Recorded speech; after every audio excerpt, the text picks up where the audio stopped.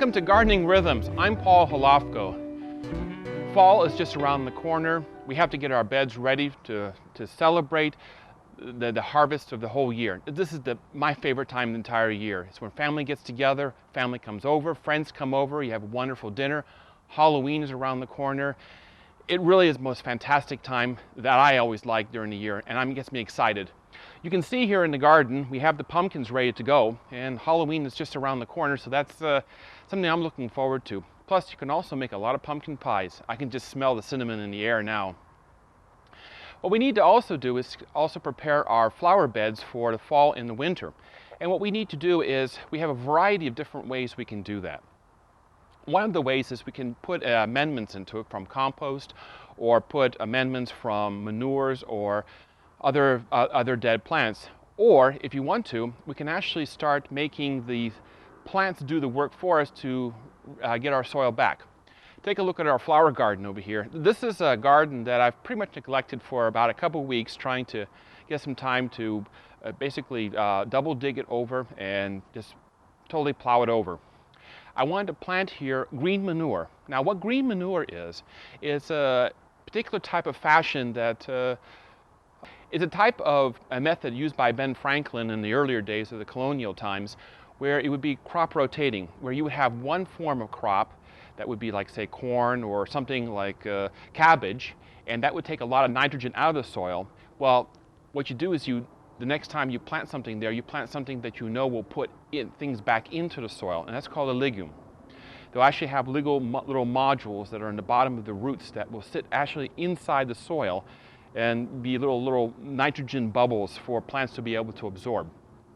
It's a wonderful, wonderful method. So some of the things that are legumes are winter wheat, rye, barley, fava beans. What we're going to do here is we're going to clean all this up.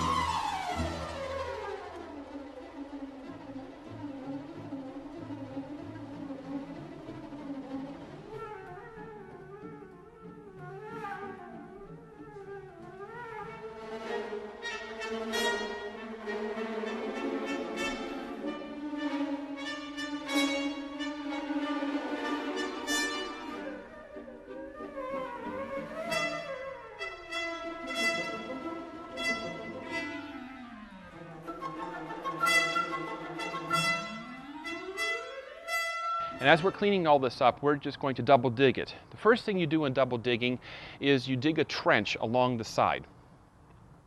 And you can see the trench is being dug, and I just go along one edge.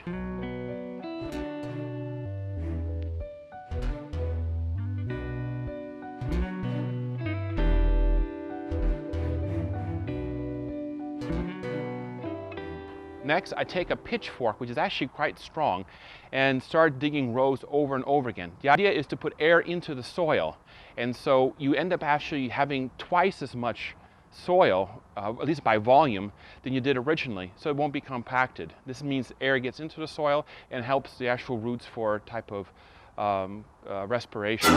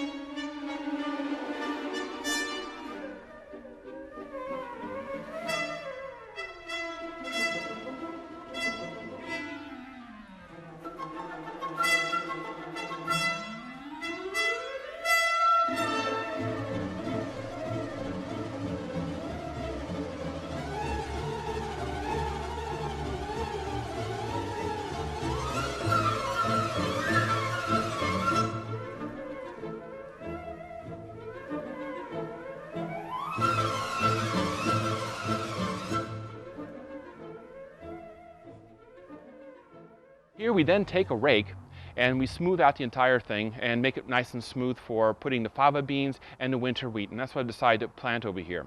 What we do later is when the fava beans are grown, we really don't harvest them. We just let them flower, we let them grow as much as they can, and we let the winter wheat grow as much as we can, but we don't let it go to flower. If we do, we have winter wheat all over the entire garden. We don't want that. What we'll do is we'll plow this under, turn it over, and the actual nitrogen in the plant will then be put into the soil.